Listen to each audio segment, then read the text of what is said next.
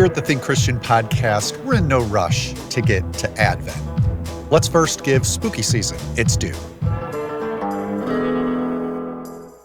I'm Josh Larsen, editor at thinkchristian.net and your host. If there's no such thing as secular, then that means there is religious resonance to be found even, perhaps especially, in the horror genre. This is something we've been arguing annually here on the TC podcast. So in the tradition of horror franchises that never die, this is a Christian defense of horror 4. For this year's edition, Abby Olcese and Joe George are going to join me to discuss a new fright flick, the whiplash-inducing Barbarian, and a horror classic, 1978's Halloween. Now, I'm fascinated enough by this topic that I recently finished writing a book on it, Fear Not, A Christian Appreciation of Horror. That's not going to be available until next fall, 2023, but I've been sharing updates and sneak peeks, little excerpts for those who have joined this email list I put together. So if you want to get in on that, you can sign up at fuller.edu/fearnot. That's fuller.edu/fearnot. John Carpenter's Halloween from 1978, it gets a lot of attention in the book, so I'm eager to talk to Joe and Abby about that one today. As for Barbarian, what can you say about Barbarian? What can't you say about Barbarian? Let's get into it, and fear not, we won't get into spoilers until the end of our conversation. A pair of hearty souls are with me today, Abby Olcese and Joe George, both brave fans of the horror genre. Before we get to that, you two, what I do enjoy asking on this annual episode is if there are any costume plans for Halloween this year. Now, Abby, I think in the past, I believe you've mentioned a costume party was a regular thing for you in the before times, pre-COVID. I don't know if that's the case and if you're getting back to that this year. Oh, yeah. I am actually having my first Halloween party since 2019, which is exciting. I'm excited to get back into the swing of things. Costume thoughts for this year. I had surgery earlier this year on my arm, and you'll be able to see this on the YouTube version, quite a long scar on my arm right now. Okay, yes. So I am hoping to take advantage of that and go as Ash from the Evil Dead movies. Wow, talk about making the best of a situation. Okay. I figured you got to take advantage of what you've been given, and I love it. It seemed like a good opportunity. That's pretty amazing. How about you, Joe? Maybe if you're not dressing up, one of your kids has plans, you can share what's Halloween looking like for the family. I only know for sure my youngest son is going to be a werewolf. That's his plan. I don't know Classic. That the olders have, decided. My plan is to dress as the 3 bouncing heads in Spirited Away that live with the witch. Wow. Yeah, that's the Holy plan cow. right now. So we'll see how I pull that off, but... A deep, ambitious cut. Well, good luck. you. Good luck with that. That's almost always on in our house, so it's not that deep of a cut around here. But Got it. Yeah, I understand. You guys are shaming me. I don't have plans myself. The high schooler, my younger daughter, I think right now is going to go along with her boyfriend as Corpse Bride and Victor Van Dort from the 2005 Tim Burton stop motion film. So yeah, pretty proud of that choice. I've seen her preparations. It's going to be intense. I hope he can live up to what she has planned. So I'm eager to see how that comes about. All right, so let's take a deep breath and let's talk Barbarian. This is a recent release written and directed by Zach Kreger. And if Twitter and Letterboxd are any indication, this was one of the most talked about films of the fall. We're going to get to spoilers. It's somewhat unavoidable with this title. But first, I want to get your general reaction. So, Abby, maybe you can help us and give us a very basic plot setup, how this thing starts, and just tell me in general how you liked it. Sure. It's a little hard to do kind of a brief synopsis on this without getting into like big time spoiler territory, but I'm gonna try my hardest. So the movie starts off with a young woman, Tess, who arrives for a job interview in Detroit, and she has booked an Airbnb for the night. And when she gets to the Airbnb, realizes that the Airbnb has in fact been double booked. There's already somebody staying in the house. Yeah. This is 476 Barbary, right? Yeah, I'm renting this place. No, I booked it a month ago. Are you sure you have the right place? Yeah. What am I supposed to do? Why don't you come inside and we'll call these idiots? And that turns out to be a young man named Keith. And they try to work out the best of an awkward situation. Of course, right away, your hackles are kind of raised. We've seen this kind of situation before. She's in prime spot to be taken advantage of. And Keith seems to realize this too, as does Tess. And everybody is very congenial and careful about their interactions with each other, which is actually kind of a refreshing start for a movie like this. Like, you see Tess locking the doors. You see her being really responsible. But of course, this is a horror movie, and so something's going to happen. And it turns out that the house in which they are staying has some elements to it that nobody was really expecting. And those elements become even more complicated when the owner of the house shows up to kind of check on the property and discovers the unexpected caverns below the house that he owns for himself. That's probably all people need to know if they don't want to have it spoiled. So thank you. Did you come out of this, just tell me, like, relatively positive? Where are you at right now? I saw this on September 30th. Like, it was really literally the kickoff to my spooky season. And I can't think of a more fun way to kick it off, honestly. The first maybe 30 to 45 minutes of this movie are a real, just like, you're waiting for the other shoe to drop, and it's an extremely anxious experience. But once that dam breaks and everything just keeps going from there, it's just, if you're somebody who enjoys the genre, it is a lot of fun. All right. How about you, Joe? Oh, yeah, I loved it. My only regret is that I saw it in a mostly empty theater and didn't get to enjoy everybody else freaking out at the time. I'm sure it's a blast to watch with a lot of people. But yeah, no, lots of fun. My theatrical experience, I was there with a friend, and it was a Friday night, and it was still fairly crowded considering the movie had been out for a few weeks. I looked over at one point, and there was, I think, a high school aged boy who was there with his girlfriend, and he was curled up in the tightest ball I have ever seen, and it made me so happy. It was just like the picture perfect experience of like what you want to see when somebody else is watching a horror movie. It was great. Yeah. Yeah, my clear evidence it was 17-year-old working. daughter did see it the same day that I did. And so she came home like at a different showing, and she burst into my office right afterwards and said, "What was that?" So So you got a taste. Yeah, I saw it later on, thankfully not spoiled, but well after it had opened. So it was a smaller crowd as well. So I didn't get quite that reaction, Joe, from the folks around me. I found it to be, though, especially as you said, Abby, that opening section, a tense little thriller, and tense in the social interactions as well. Even as you're suspicious of Keith, played by Bill Skarsgård, and initially on the side of Tess, who's played by Georgina Campbell, you also realize they're kind of dancing around the awkwardness of the situation. So there's a couple levels of tension at play, and I really did appreciate that. And then, of course, we do get this twist, and I think for me, at its best, it's a bit of a stunt that forces you to reconsider the act and experience of storytelling. So we can maybe shift to spoilers now and talk a little bit about that. Joe, you don't have to break down everything that happens because a lot happens, as Abby said. But maybe as we move into spoilers now, she did mention these tunnels, maybe just bring us into kind of the initial reveal and then kind of the shift in perspective that Barbarian takes. And tell me if these choices added to your experience of the movie or took away from it. Well, Keith is out doing his thing the next day after their initial interaction. Tess goes into the basement to look for something. She locks herself in, and while she's looking for a way out of the basement, she uncovers a hidden door that leads to a tunnel that leads to a room in which there is a light, a camera, and a gross mattress. And then while checking that out, they discover another hidden room or another hidden tunnel behind that. How None of this is listed in the Airbnb description, by the way. Well, not initially, of course, but It might be later. Part of the listing later on.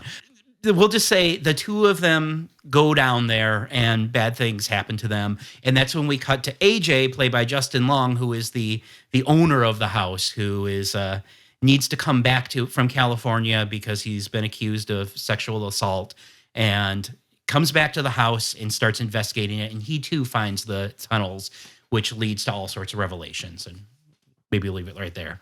And what'd you think of that? Were you on board for all of these? Did it get out of control, or were you just like hooked? Well, so first of all, I need to make clear, I have spent a lot of my youth was spent in Michigan basements, and many of them had hidden rooms. I can think of 3 right off the top of my head. This is a thing. Oh, no. Yeah. I mean, they weren't like that, but they had them, and they were cool clubhouses. So I'm already on board once we get that. But no, the actual filmmaking is just outstanding. The way that it parcels out information, the way that the camera plays with our relationship to the characters and the tunnels, and we'll talk more about this later, but the way that it really plays this key moment where Tess is trying to decide if she's going to go look for Keith in the tunnels or run away like we should. The way that it perfectly plays out that moment. I mean, it's fun and goofy and over the top, but it's also really well constructed. And I think it just hits on all those levels. Yeah, I think what Joe has said, I agree with. I think there's a lot of perspective shifts that happen in this movie. There's a third one that we haven't yet discussed that when that happened, to me, like became my favorite part of the movie.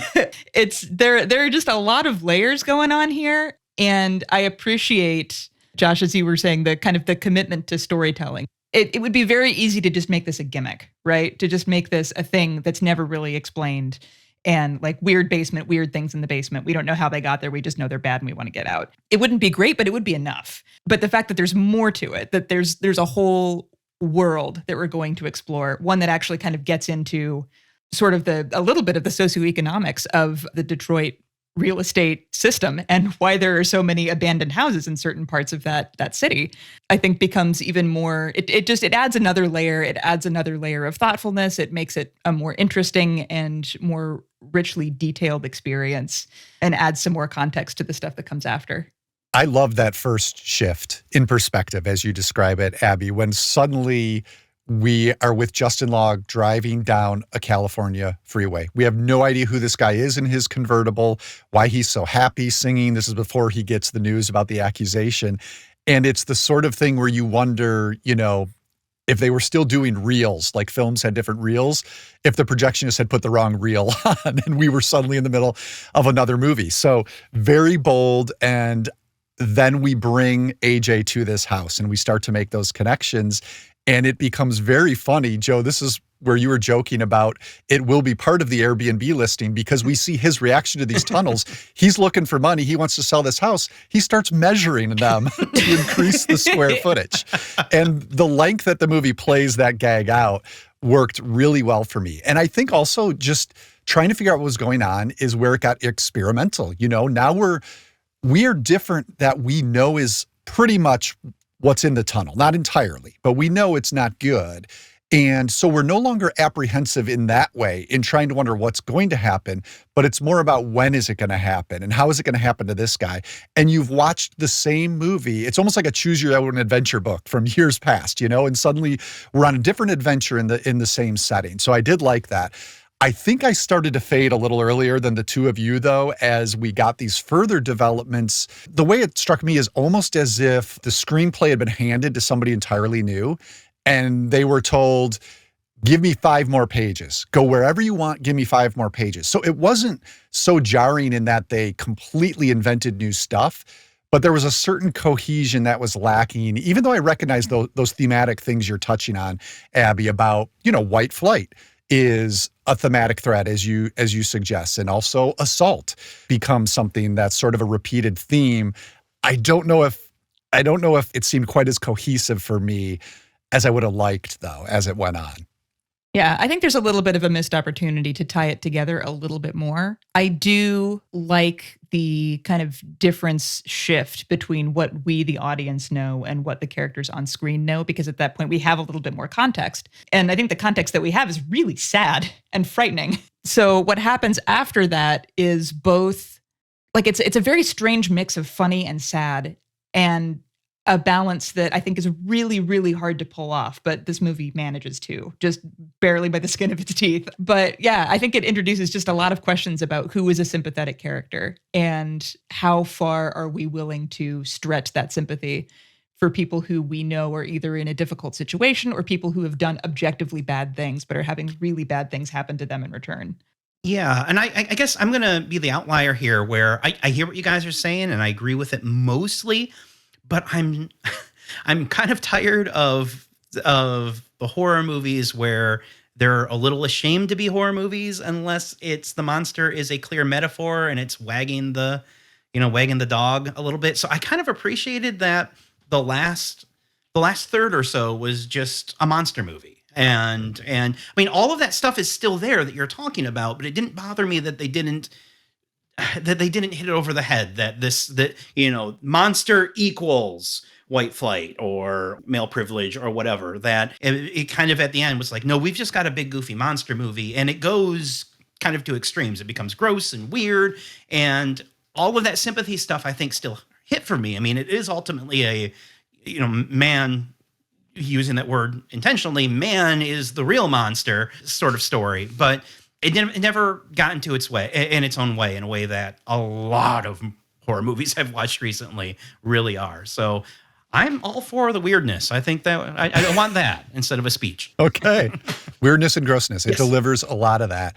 Does it deliver much theologically to think about? Or is this kind of a challenging one? I think for me, thinking about it this way, I wonder if applying a theological lens helps us to understand, I think one of you hinted at this, the very bad decisions these characters make in terms of, am I going to go down into this basement? Am I going to go through this false wall? Am I going to look into this room? Am I going to look into the tunnel? And the answer is always yes. Even though most of us might say no very early on, they just can't resist doing all of these things. And there's actually a repeated visual motif about crossing thresholds that you notice the camera very early on moves from outside the house through the wall into it as Tess makes the decision to cross that threshold and enter, even before, she knows anything.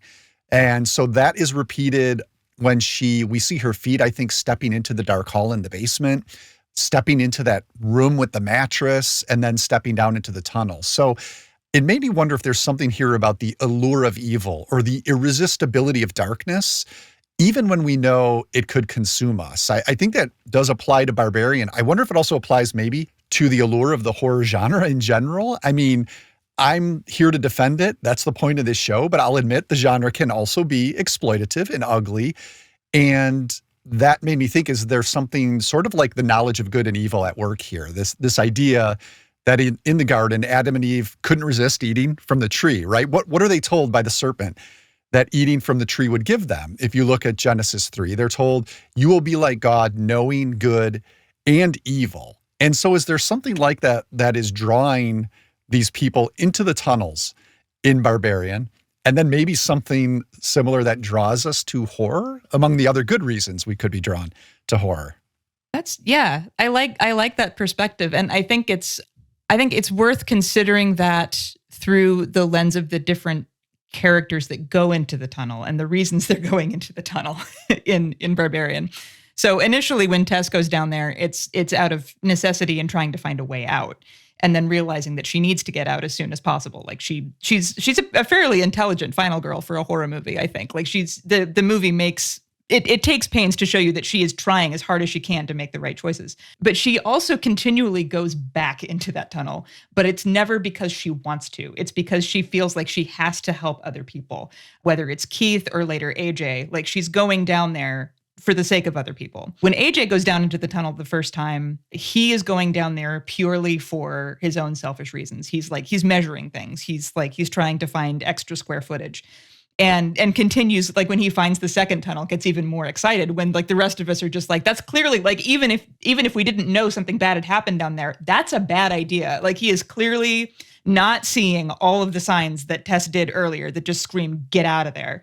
And he just keeps going because all he can see are like dollar signs, basically. He's fully self-interested. And we see that throughout the rest of the movie too. He makes overtures about wanting to be a better person, about wanting to make selfless choices, and then almost immediately turning that right back around in terms of wanting self-preservation over all else. Whereas Tess is she's a selfless person in terms of just wanting to be really decent and care about other people. She puts herself in harm's way to protect other people, and she is rewarded by getting to survive the movie. Boy, I like the argument, but I'm going to push on it a little bit this way because I think a lot of what the movie's doing is raising questions about our ability to know good and evil, right? I mean, I won't get too much into that third bit that we get, but we do get a flashback to the 80s that kind of describes the origin of the house, we'll say. When we see the neighborhood initially, it is a rundown, sketchy neighborhood, and there's a key scene early on when Tess is trying to get into the house and a homeless man is running at her, shouting at her to get away from the house. And we're supposed to be terrified of that. And then late in the movie, we get this flashback to the 1980s that shows the same neighborhood, the same house, and it's shot very much as this is perfect suburbia, right? It's green lawns. We literally see a picket fence as the camera follows Richard Brake, who you've seen as a monster in lots of horror movies. But right here, he's looking like just a good neighbor, right? And you watch the camera sits behind him as he drives down the road and he's waving at neighbors, waving at kids. He goes to a supermarket, all this sort of stuff. And when he gets back from this trip, and I won't go into that part, but he's greeted by a neighbor who, I think is such a great line, who tells him that we're moving because this neighborhood is going to hell, right? And that's the phrase that he uses. And the neighbor and everybody else looks at Frank and they say he's one of the good ones, right? And we look at the homeless man whose name is Andre, played by James Butler. He comes in later in the movie. We look at him as like a scary guy. And it does that sort of flip, which sounds trite, but the whole thing is kind of building towards how do you know and how, who do you trust? On the one hand, you could say the movie could be going for this whole, well, you got to trust what seems scary, except then that would totally undercut the first third, which is completely reasonable in, not trusting, they even explicitly say it that, Tess is like, if the situation was reversed and you came to this house late at night, there's no way I would let you in. And none of us would look at her and say, well, that's being selfish, because of course she shouldn't. She's constantly under threat. So I think it's really canny with the way that it plays both how much we can know about what is good and what is evil, how much is available to us. Well, and isn't that related too, Joe, to, you referred to the monster that we eventually meet, and even that figure is, in a sense, a victim of the man who we thought was the good guy in 80s suburbia. And so, that definitely resonates with me, that it's not so easy to put things in those categories in this movie. And I think the same is true with when we meet AJ too, when we first get the cut to him in the car, because he's Justin Long, he's a likable guy. And in things, we want to like him. And and he's singing along, and he's a white man, and he's singing along to this, song in the car. It looks like he's having a good time. And then he gets that phone call, and, and he's been accused of sexual assault, and we start to find out things about him, and we're just like, oh no, can I trust this guy? And I feel a little bit guilty with how long I was willing to go along with that plot and be like, well, maybe he's okay. Maybe it's actually invented whole cloth. Who knows? He seems like a nice guy until the scene where he gets drunk with his friend and is very clear about what happened. And it's very obvious that he is the perpetrator. And at that point, from that point on, you only want bad things to happen to him. That's a very unsettling scene. That Long plays on his persona perfectly. Oh, yeah. I think that you're talking about there, Abby. All right. There's a lot of choices, right, of new horror releases this time of year. But if you could still find Barbarian and you're up for the sort of things we talked about, I think we'd both encourage that you check it out. So Abby and Joe are going to stick around and we'll discuss a more straightforward horror film, I think, one that people tend to visit and revisit every October, 1978's Halloween. Josh Larsen here, back with Abby Olcese and Joe George. On this episode, we always like to pair a new release with a horror classic, and I think 1978's Halloween definitely has attained that status. It's a seminal slasher film. It's a key text in the sex as death subgenre. Mass killer Michael Myers, probably one of the most enduring movie monsters. Now, Joe, you've actually written about Halloween for Think Christian. That was back in 2018. Can you set up the movie's plot and then remind us what your angle was in that piece? Yeah, the plot of the movie is pretty straightforward. It's about a man named Michael Myers, who killed his older sister when he was 6 years old. And 15 years later, he escapes from the hospital that's holding him and returns to his hometown of Haddonfield, Illinois.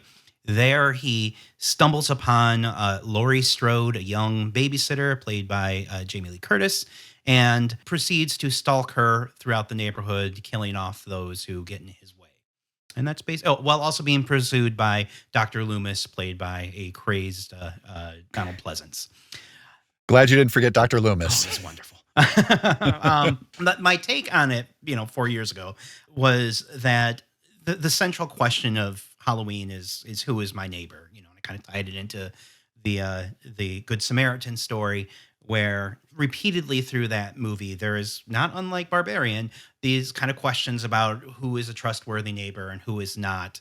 Just kind of serves as a reminder that Christians do not have the spirit of fear, and that allows us to love better, more boldly, without having to fall back on that sort of security and safety, and pushing out those from our neighborhoods who do not look like what we think is an acceptable neighbor. Yeah, I loved it, and helped me to appreciate Halloween, I think, even more. This is one it was kind of a slow grow for me since I've seen it over the years, and each time I do become a bigger fan. How about you, Abby? Have you been a fan of this one from the start? Would it be among your favorites for horror films? Oh yeah. I have a very special love in my heart for Halloween. Although, and Joe, you may get mad at me for this, it is the only one in the series I have seen. So I have watched the original Halloween a lot, but I have not watched any of the sequels, and I know I need to. So there are 12 more to choose from as of tonight. I know. Wow. I'm sort of guilty of that too, Abby, with a lot of these franchises. Actually, although I have seen a handful, including a couple of the more recent Halloweens. But yeah, from what I have seen, the original is the high point. Is that fair, Joe? Oh, yeah. Probably an obvious let's statement. Let's not be crazy here. Yeah. As I said, yeah, it did take me a couple of viewings, but definitely regarded as one of the classics now, especially, as I said, a slasher and sex as death touchstone. What I'm curious about, in the context of this episode, having just had a good talk about Barbarian, is if you guys see any connections. Joe, you hinted at this a little bit, maybe some theological connections as well between Halloween and Barbarian.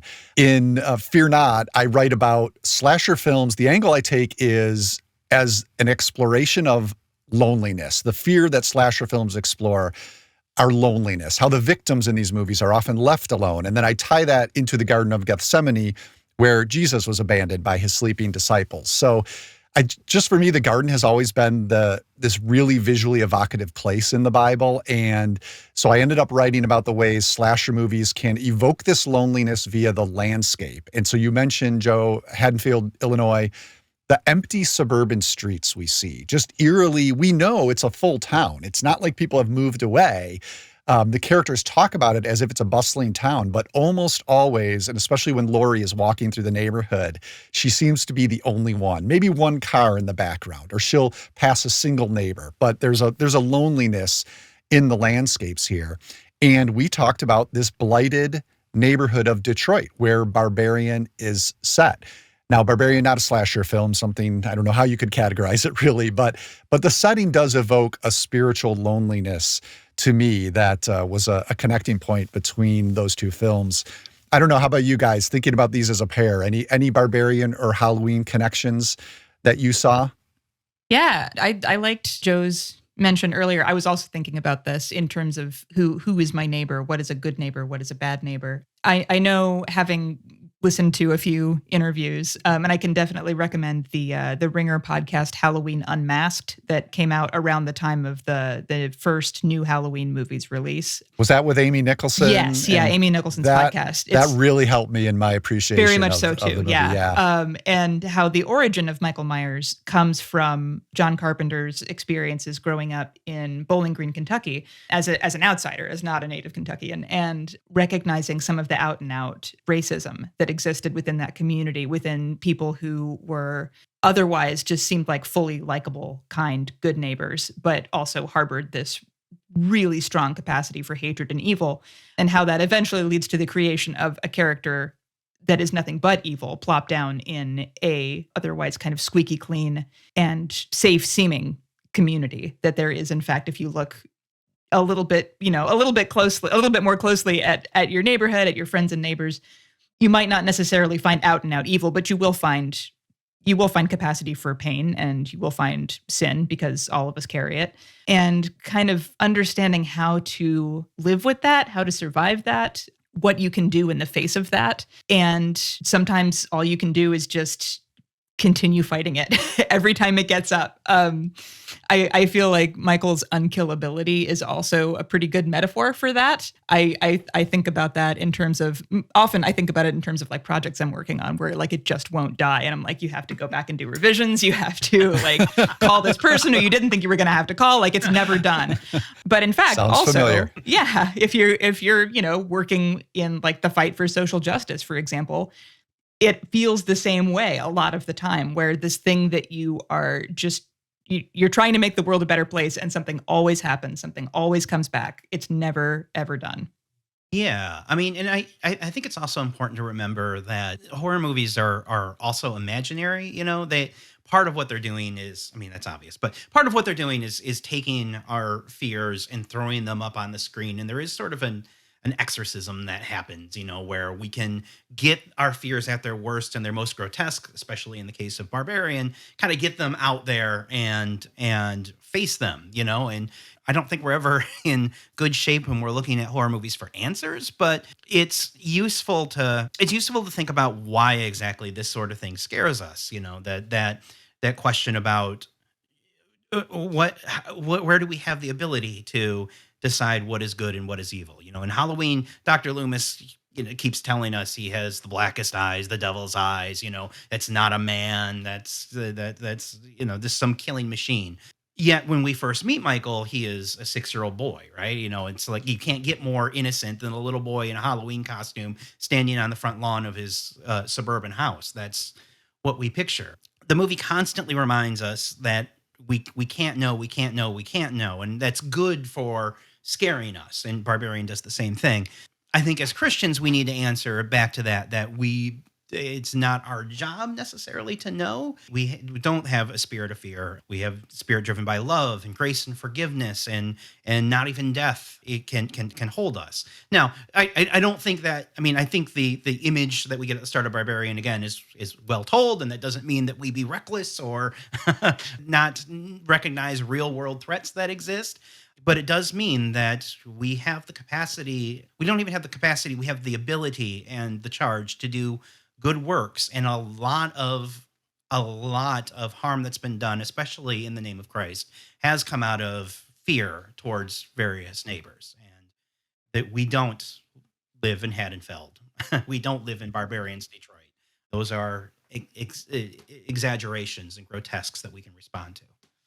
Is that unfounded fear, Joe, represented really well? And I forget if you write about this in your Think Christian piece on Halloween, or maybe it's something actually, Abby, you mentioned in one of our emails, but that scene of Jamie Lee Curtis fleeing Michael Myers to a neighbor's house, and they have locked their doors and they're not going to help her. And so here it's this instance of that's absolutely clearly, the right thing to do, but this person behind their closed, safe doors does not want to even explore what is happening at great risk to the Jamie Lee Curtis character. Is that, I forget if that was in your piece or not. Yeah, I talked about it a bit there. I think that's the scariest part of the movie. Yeah, where she's running from the Brackett house where she was at to other houses, and she's in, again, a suburban neighborhood, so there are houses all over, and there's a fantastic scene where she goes and pounds on the door, the light turns on, you see somebody peek through the window, they see this hysterical woman pounding, the light goes off, and she runs again, all while that great John Carpenter score is, tightening the tension, and you just see Michael walking across. It's a cliche to say, man is the real monster, but that's a perfect example of that. It's one thing to be haunted by the boogeyman. It's another thing to be, to be alone, as you say. And that's such a perfect image of loneliness. Yeah, the use of the light there. I'd forgotten that is what's so great, Yeah. where it is a full-on rejection, right? They see and don't want any part of it. Well, I'm glad we could revisit that piece. Again, listeners, you can find it if you haven't read it over at thinkchristian.net. Thanks for that, Joe, and for being on this episode. You as well, Abby. I know you guys are both very busy with other projects, as Abby described. In fact, I understand there are book updates you both might be able to share. Joe, you've got a release date for the Superpowers and the Glory? Yeah. February of 2023. I think February 7th. I didn't write that down, but February 2023. Is when it'll All right, finally February. be there. Yes. That'll be here sooner than you think. So I'm excited for that. And Abby, very excited. Just heard a week or two ago that you have a new book project. I do. I am working with InterVarsity Press on a book of movies to watch through the liturgical year, which may sound familiar. It's based on my article series that I wrote for Think Christian between, I think, 2020 and 2021. Maybe. Sounds right. Yeah. Yeah. So it's an expansion of that with some longer essays and some other parts of the liturgical calendar that we haven't covered yet, in addition to the ones that we have. So if you want a taste of that, you can read that article series and kind of get a sense of what's to come. Yeah, I know that's something you were mulling over since you started writing those. So I'm really glad to see that it's come to fruition here. I'm excited to see those both come out, those books. So until then, I hope you two have a happy Halloween. All right. Thanks. Happy You Halloween, too. Josh. As you can tell, I could keep talking horror, but we're going to have to leave it there. I'm going to leave you with a sneak peek at my forthcoming book, Fear Not, A Christian Appreciation of Horror. I wrote this in the introduction. Horror takes us to a place of surrender, where what some consider to be the platitudes of Christianese suddenly have real power, because we have no other choice. In horror, there is humility. And in our humility, the good news of the gospel offers true comfort, because it arrives from completely outside of ourselves, despite ourselves. Again, Fear Not will not be published until fall of 2023, but if you want to get email updates until then, you can sign up for those at fuller.edu/fearnot. Thanks to Abby Olcese and Joe George for indulging my horror whims on this episode. You can connect with both of them on Twitter. Abby is at Abby Olcese, and Joe is at JAGeorgeII. We're on Twitter too, of course, as well as Facebook. Find us at Think Christian. And for those of you who might not know this, you can find video versions of this podcast as well as other video content from Think Christian on our YouTube channel. So just search for Think Christian on YouTube. Speaking of horror, I've got a video essay there on Jordan Peele's Us and Jeremiah 11:11. So you can check that out. A quick favor before I sign off, we could still use some fresh reviews over at Apple Podcasts. So if you could take about 30 seconds, leave us a rating. Even better would be a couple of comments. That way we can get a better profile on the platform and hopefully reach some new listeners. The TC Podcast is a listener-supported production of Reframe Ministries, a family of programs designed to help you see your whole life reframed by God's gospel story. Visit reframeministries.org for more information. Our audio engineer and post-production supervisor is John Reeder, and Reframe's co-director overseeing content strategy is Robin Bassley. Thank you so much for listening. We'll be back in a couple of weeks to consider how another corner of our pop culture fandom connects with our faith.